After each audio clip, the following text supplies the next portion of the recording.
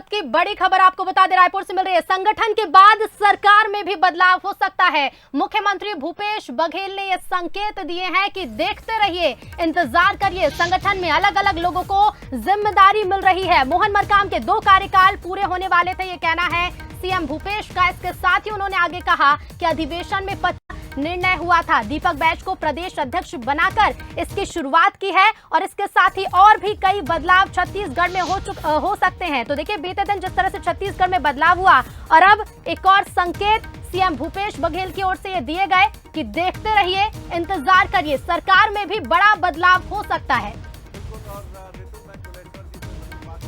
क्योंकि बहुत important update है जो छत्तीसगढ़ के मुख्यमंत्री भूपेश बघेल जी ने दिया है। कुलेश्वर, मुझे समझाइए जरा कि संगठन में परिवर्तन हो गया, अध्यक्ष बदल दिए गए, दीपक बैज आ गए हैं, क्या अब मतलब कैबिनेट रिशफल की तरफ इशारा कर रहे हैं भूपेश बघेल जी, या क्या समझे सरकार में भी परिवर्तन या बदलाव, कुछ रिशफल की तरफ इशारा है? जी कुलेश्वर जी। जी जी कुलेश्वर, आप सुन पा रहे हैं मुझे? कुलेश्वर, मेरी आवाज पहुंच रही? चलिए पहले बाइट सुन लीजिए भूपेश बघेल की, फिर हम लौटते हैं कुलेश्वर की तरफ। जी जी। देखिए, संगठन में अलग अलग लोगों को अलग अलग जिम्मेदारी मिलती रहती है और मोहन जी का कंप्लीट हो गया था तो सभी प्रदेशों में बदलाव हो रहे हैं और रायपुर महाधिवेशन में पारित हुआ था 50% जो सीटें हैं वो 50 साल के कम उम्र वालों को, तो हमारे यहाँ शुरुआत हो गई। देखिए, संगठन में अलग अलग लोगों को अलग अलग जी। कुलेश्वर पांडे की तरफ चलते हैं। बदलाव की बात कर रहे हैं छत्तीसगढ़ के मुख्यमंत्री भूपेश बघेल और ये बहुत महत्वपूर्ण संकेत है अगर हम छत्तीसगढ़ की राजनीति की बात करें। और ये देखिए, बेहतर होमवर्क की तरफ इशारा करता है, जिसकी अभी हम मध्य प्रदेश के संदर्भ में बात कर रहे हैं कि आप होमवर्क कर रहे हैं, आप बदल रहे हैं, दूसरा टर्म होने वाला था। चलिए कुलेश्वर की तरफ चलते हैं। कुलेश्वर, क्या अर्थ निकालें इसका? सरकार में भी कुछ परिवर्तन की तरफ इशारा कर रहे हैं भूपेश बघेल मुख्यमंत्री छत्तीसगढ़। जी कुलेश्वर जी। कुलेश्वर जी, देखिए बिल्कुल कांग्रेस में कई बदलाव दिखे हैं। जब से कुमारी सैलजा ने कांग्रेस की प्रभारी बनी है तब से बहुत से बदलाव जो है कांग्रेस पार्टी में देखने को मिले हैं। हमने देखा कि टीएस बाबा को डिप्टी सीएम बना दिया जाता है। मोहन मरकाम जो लगातार कांग्रेस को जिताते आ रहे हैं, संगठन में लगातार काम कर रहे हैं, उनको हटा के दीपक बैज को कमान सौंप दिया जाता है पीसीसी चीफ का। और अब जो है सरकार में भी निश्चित तौर पे मंत्रिमंडल में बड़ा फेरबदल कुछ ही दिनों में देखने को मिल सकता है। 3 मंत्री जो है बदले जा सकते हैं। इसमें अनिला भेड़िया, कवासी लखमा और रविंद्र चौबे और रुद्र गुरु का नाम है। तो इसमें जातिकरण और क्षेत्रीकरण दोनों ही इसमें देखा जाएगा, क्योंकि अगर हम बात करें कवासी लखमा आदिवासी समाज से आते हैं, अगर निश्चित तौर पर उनको हटाते हैं तो आदिवासी वर्ग से किसी को मंत्री पद देना पड़ेगा। साथ ही जो नए लोग जिनके अटकलें चल रही है नामों की, धनेन्द्र साहू, सत्यनारायण शर्मा और मोहन मरकाम, इन तीनों को मंत्रिमंडल में शामिल किया जा सकता है। सीएम भूपेश बघेल ने भी साफ तौर पर संकेत दिए। देखिए, 2023 विधानसभा चुनाव कांग्रेस पार्टी के लिए बहुत महत्वपूर्ण है। ऐसे में जो कुछ हो सकता है वो कांग्रेस पार्टी कर रही है और लगातार एआईसीसी भी मॉनिटरिंग किया जा रहा है। लगातार हम देख रहे हैं कि जो कुमारी सैलजा है वो संगठन और सत्ता दोनों में बैठक ले रही है,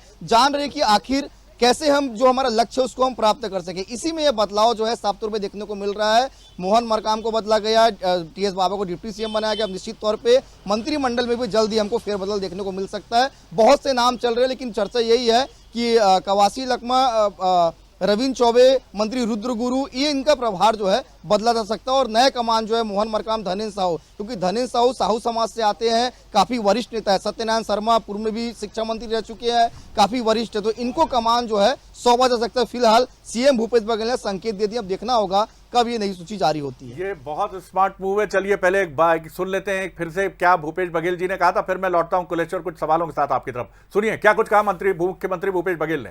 देखिए, संगठन में अलग अलग लोगों को अलग अलग जिम्मेदारी मिलती रहती है और 2 कार्यकाल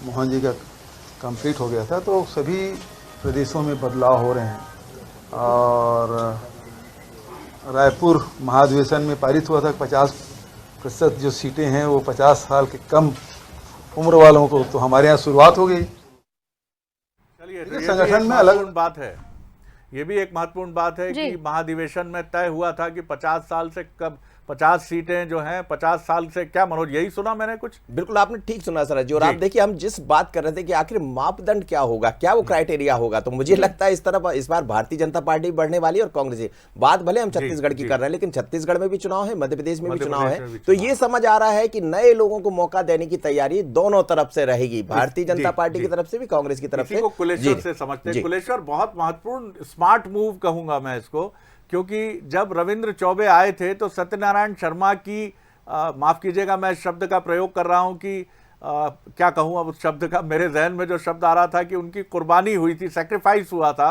पॉलिटिकली सैक्रिफाइस हुआ था, लेकिन ये शब्द नहीं उचित लगे तो हटा दीजिए इसको। तो सत्यनारायण शर्मा जी एक बहुत ही सुयोग्य कैंडिडेट थे, लेकिन 2 ब्राह्मणों में से एक को चुनना था, तो रविंद्र चौबे जी के हाथ में वो बाजी लगी और वो बने। तो ये बड़ा स्मार्ट मूव है, जैसे डिप्टी सीएम बनाकर अभी ऊर्जा से भर दिया गया है टीएस बाबा को, और फिर वीरू और जय की जोड़ी छत्तीसगढ़ में नजर आने लगी है, उनका साथ दौरा भी हुआ सरगुजा का। तो ये जो है ये बड़ा ही जबरदस्त कॉम्बिनेशन है, क्योंकि एक तो दीपक बैज और मुख्यमंत्री के काफी अच्छे इक्वेशंस हैं। मोहन मरकाम जी के साथ माफ कीजिएगा कुछ कथित तनाव की खबरें संबंधों में लंबे समय से थी, तो अब मुख्यमंत्री को फ्री हैंड है, टीएस बाबा प्रसन्न है, मुख्यमंत्री भी प्रसन्न है, और अब सत्यनारायण शर्मा जी के आने से जो नाराजगी का एक एलिमेंट था, और ये 4 हटेंगे मंत्री 4 आएंगे, इसे किस तरह देखते हैं कुलेश्वर? यानी बल्ले बल्ले कांग्रेस की दिख रही है छत्तीसगढ़ में। जी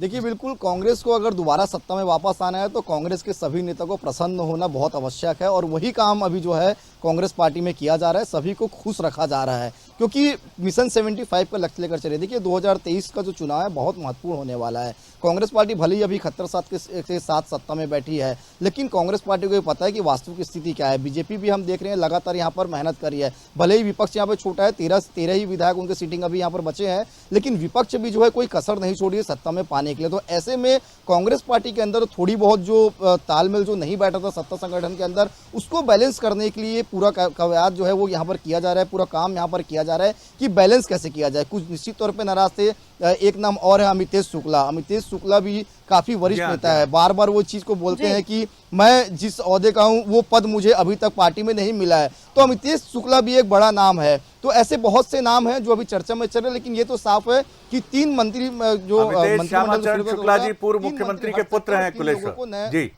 जी जी जी जी जी अमितेश शुक्ला इसीलिए बार बार चीज बोलते हैं कि जो पार्टी के अंदर मेरा जो अवधा रहना चाहिए उस बराबर मुझे अभी तक पद नहीं मिला करके। और जब भी वो अब बातें करते हैं, दिल्ली जाते हैं या हमसे बात होती है, तब यही बोलते हैं कि मुझे भी मंत्रिमंडल में शामिल करना चाहिए था, लेकिन अभी उनको पद मिला नहीं है। तो हो सकता है कि अगर हो सकता है रविंद्र चौबे अगर हटते हैं तो निश्चित तौर पे ब्राह्मण समाज में 2 चेहरे हैं, सत्यनारायण शर्मा, अमितेश शुक्ला, इन दोनों पर कांग्रेस पार्टी दाव खेल सकती है। लेकिन अभी सिर्फ कयास है, लेकिन ये साफ है कि जल्द ही मंत्रिमंडल में फेरबदल हमको छत्तीसगढ़ में बिल्कुल जल्द ही ये बदलाव देखने को मिलेगा। फिलहाल कुलेश्वर शुक्रिया आपका हमसे जुड़ने के लिए। तो शरद जी, जिस तरह से देखिए, चाहे बात मध्य प्रदेश की हो, चाहे बात छत्तीसगढ़ की हो, चाहे बीजेपी की बात हो, चाहे कांग्रेस की बात हो, एक बात तो सीधी साफ है कि 2023 को लेकर दोनों ही दल अलर्ट मोड पर हैं, पूरी तरह से सतर्क मोड पर हैं, चाहे बात मध्य प्रदेश में हो चाहे छत्तीसगढ़ की हो। छत्तीसगढ़ में बदलाव देखने को मिलेगा, तो वहीं मध्य प्रदेश में पूरी तरह से फॉर्मूले बनकर तैयार हैं। फिलहाल शुक्रिया मनोज जी आपका भी हमसे जुड़ने के लिए, साथ ही शरद जी आपका भी हमसे जुड़ने के लिए बहुत बहुत धन्यवाद। तो देखिए 5 ये जो मापदंड है मध्य प्रदेश में टिकट वितरण को लेकर बीजेपी ने तैयार कर लिए हैं, कई महत्वपूर्ण बातें इसमें साफ रखी गई हैं। अब इसका कितना फायदा देखने को मिलेगा 2023 के विधानसभा चुनाव परिणाम में, यह आगे समय के साथ स्पष्ट होगा।